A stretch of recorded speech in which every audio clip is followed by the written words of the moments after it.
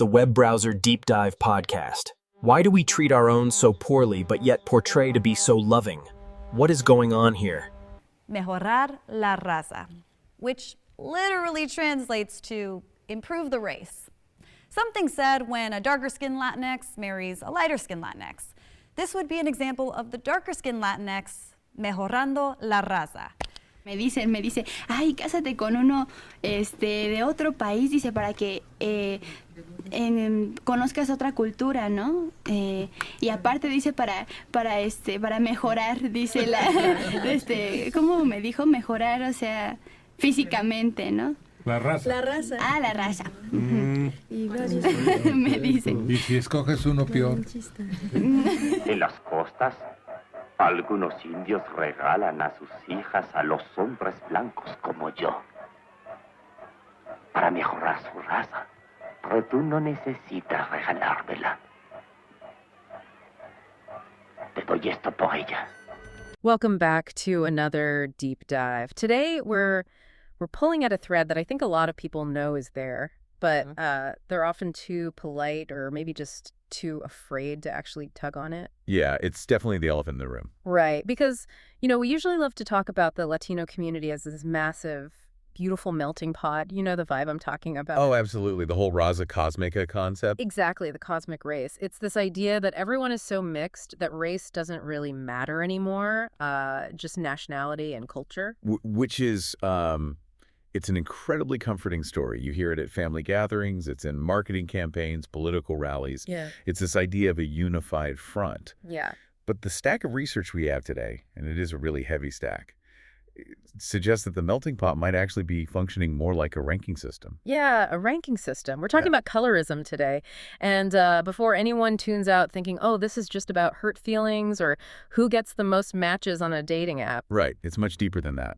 It is. The data we have here is honestly brutal. We're looking at Pew Research statistics. We've got economic reports from UCLA, advertising algorithms, and even historical archives going all the way back to the Spanish Crown in the 1500s. And the through line across all those 5 centuries is surprisingly, disturbingly consistent. Mm-hmm. Whether we're talking about a royal decree from 16th century Mexico or an Instagram algorithm in 2024, the sources show that skin tone is a massive predictor of your life outcome. Your bank account, your education, your physical safety. Exactly.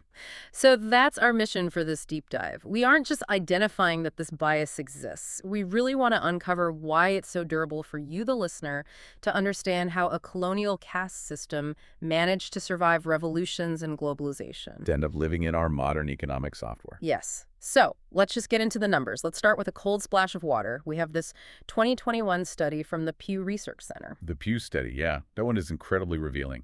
Because usually when we talk about discrimination in the U.S., the narrative is very much Latinos versus the outside world, external racism. But Pew found something that complicates that picture quite a bit. They did. They found that 62% of Latinos say having darker skin hurts a Latino's chances of getting ahead in the U.S. 62%. Yeah. And conversely, 59% say lighter skin helps. Yeah. But the kicker here, and the part that requires us to really look in the mirror, is who is doing the discriminating. That was the part that jumped out at me. The call is coming from inside the house. It really is. The data shows that darker-skinned Latinos report significantly higher rates of unfair treatment. We're looking at about 42% compared to just 25% for lighter-skinned Latinos. Wow.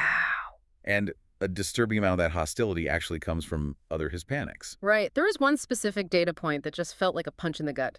Darker-skinned Latinos are much more likely to be told to, quote, go back to your country. Which is deeply ironic, isn't it? Seems we sometimes forget that Black people are as much a part of the Latinx community as any light-skinned, blonde-haired, blue-eyed telenovela star out there. ¡Está muerta! ¡Vamos a ver si es cierto!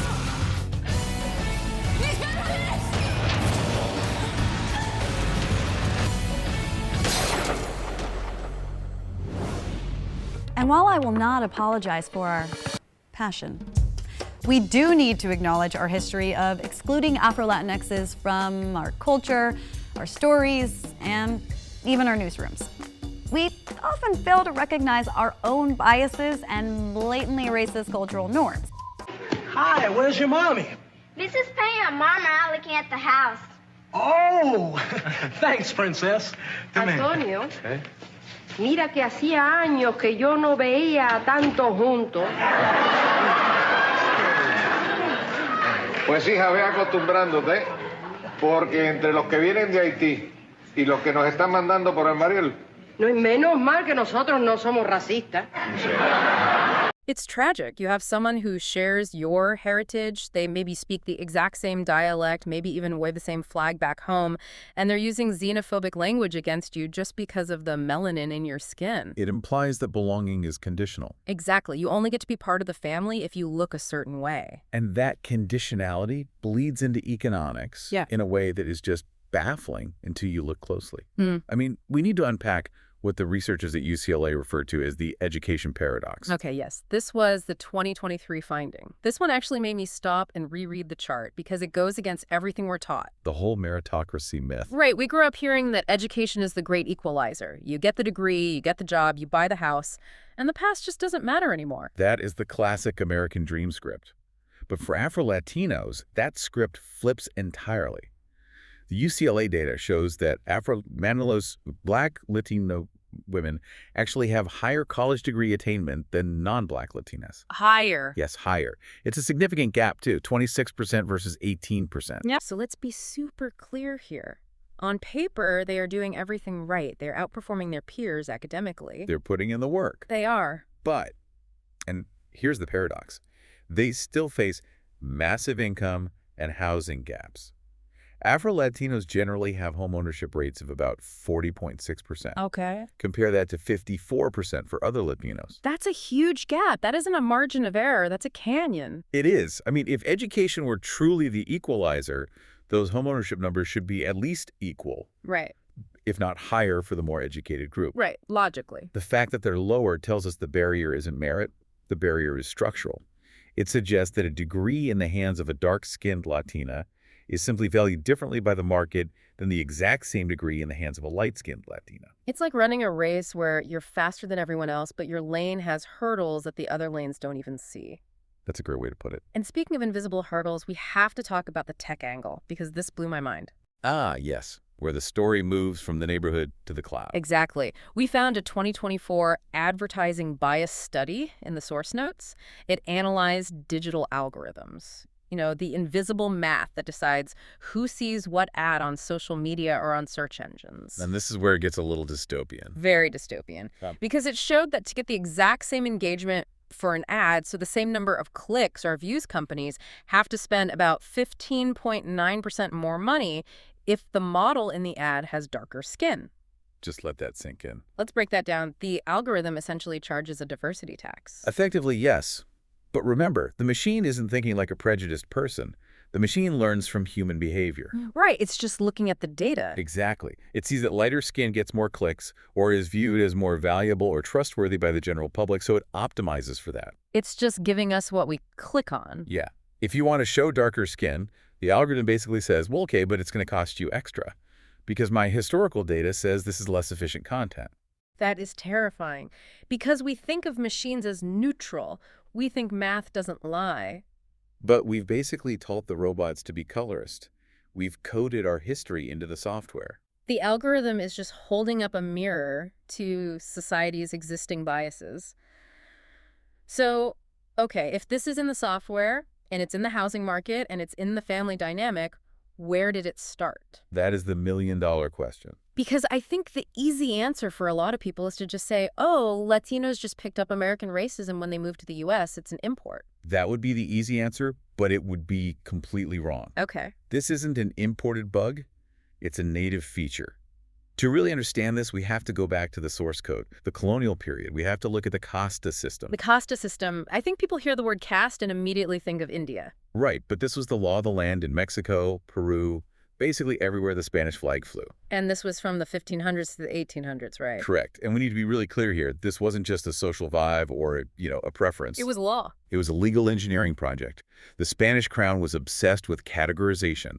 They wanted to know exactly where everyone fit in the hierarchy. I was actually looking at these casta paintings from 18th century Mexico that were mentioned in the research, they are fascinating and horrifying at the same time. They really are. They look like biological charts or like math equations. They literally visualize racial math.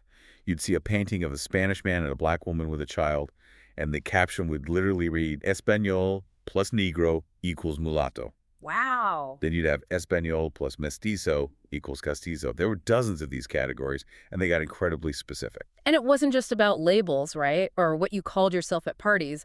It determined your actual freedom. It determined everything. It was based on a concept called limpieza de sangre. Purity of blood. Purity of blood, exactly.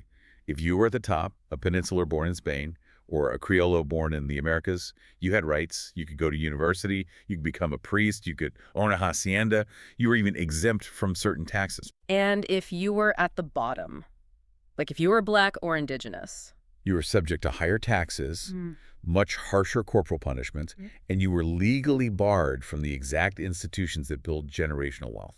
So you couldn't just work hard and become a judge? No, it was illegal. Yeah. So when we look at that home ownership gap today, the UCLA data, we aren't looking at a coincidence.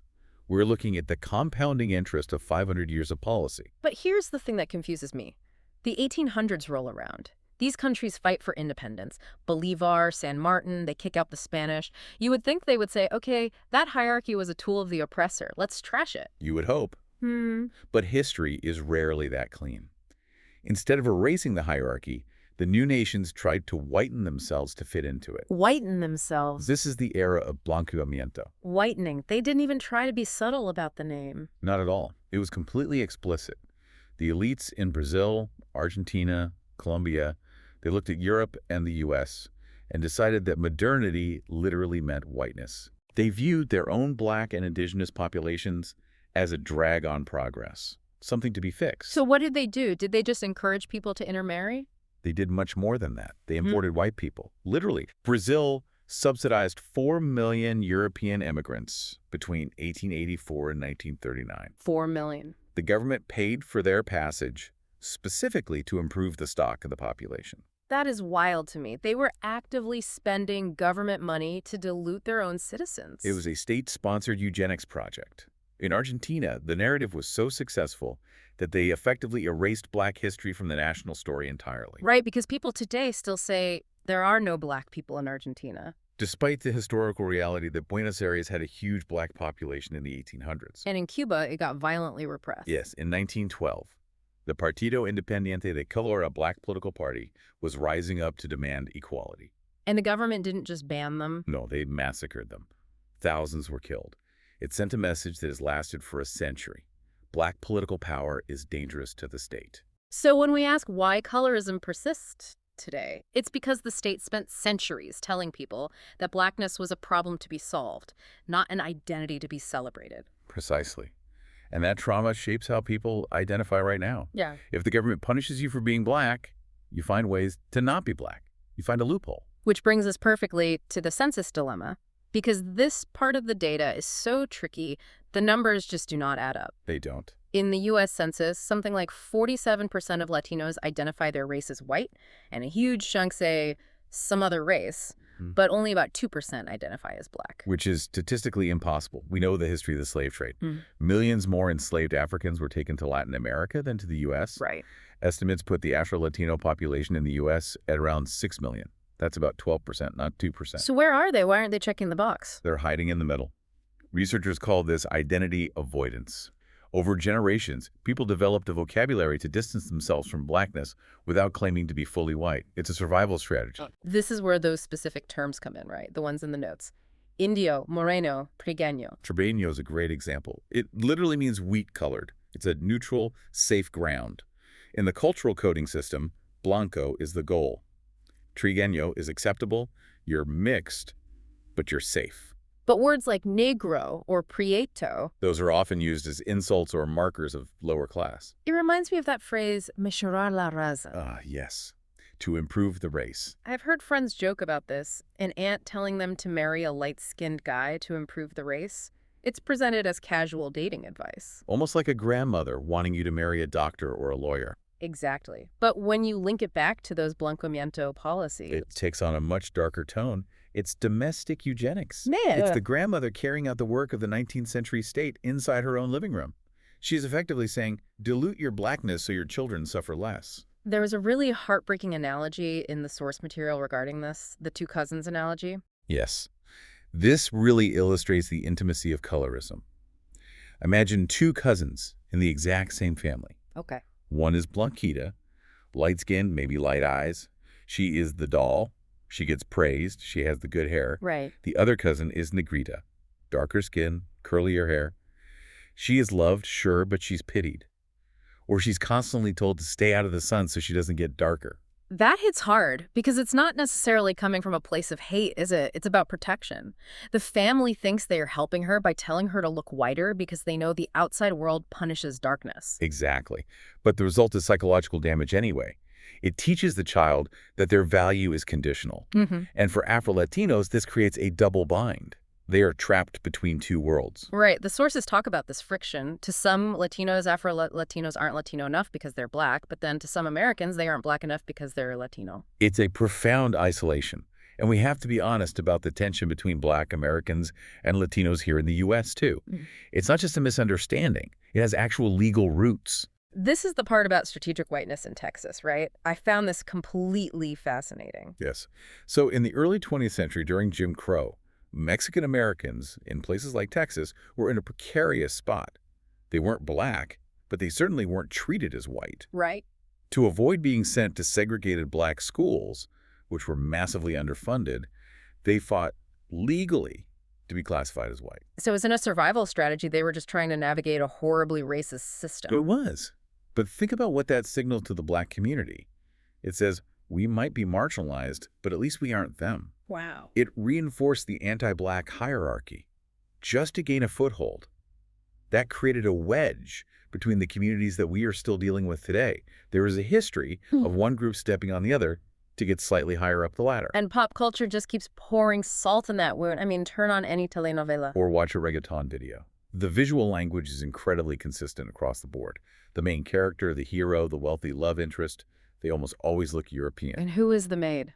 Who is the criminal? Or the hypersexualized background dancer. Darker skin actors, always. It reinforces the association daily. Whiteness equals virtue, innocence, and success.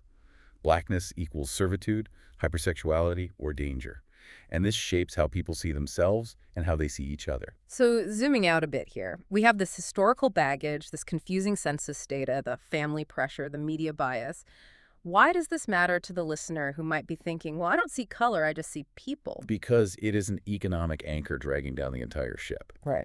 We really have to look at the opportunity cost. Break that down for us. How does this hurt everyone? If 12% of your population, the Afro-Latino demographic, is systematically held back from homeownership and high wages, that is billions of dollars in lost generational wealth. Billions. That is money not starting businesses, not funding colleges, not circulating in Latino neighborhoods. So even if you are light-skinned, the fact that a huge chunk of your own community is being artificially suppressed hurts your collective economic power.